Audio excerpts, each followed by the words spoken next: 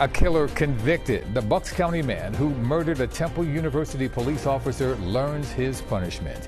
And it didn't take the jury long to convict Miles Pfeffer of killing Sergeant Christopher Fitzgerald. I'm UQ Washington. Joe Holden was in the courtroom when the verdict was announced late this afternoon. He's outside the courthouse right now with new reaction from the Fitzgerald family. Joe?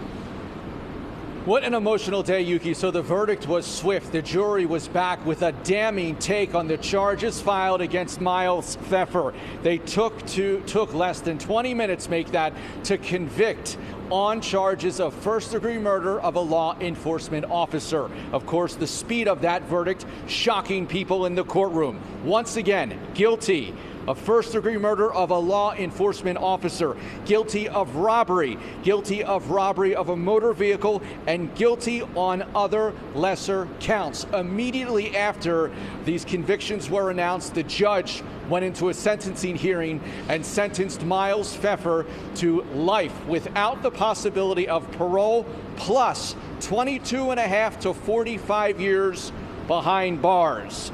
Fitzgerald and Miles Pfeffer engaged with one another the night of February 18th, 2023. Fitzgerald, in full uniform, tried to stop Pfeffer. He ran. When Fitzgerald caught up with him, Pfeffer shot him 6 times, killing him. Attorneys for Pfeffer pleaded with the jury that there was no premeditation, asking that they find Pfeffer guilty of the lesser offense of murder in the 3rd degree. The jury resoundingly rejecting that argument.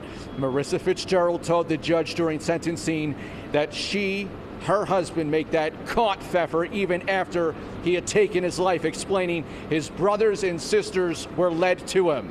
She said, "Your privileged lifestyle is over. You took my best friend. I now know what evil looks like." In a statement from Judge Glenn Bronson at sentencing, he told Miles Pfeffer here, and I quote on your screen, "There is no graver offense than murdering a police officer, and the system collapses when people attack and kill police officers. You've extinguished the life of a great person. He's gone forever for nothing."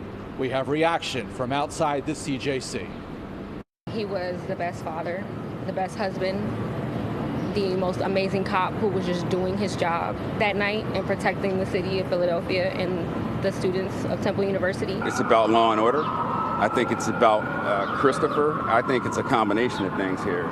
It's a city that's tired of having our folks run around and be assaulted and killed. Do you have any reaction at all, sir? No, I don't. Do you have any remorse for what happened?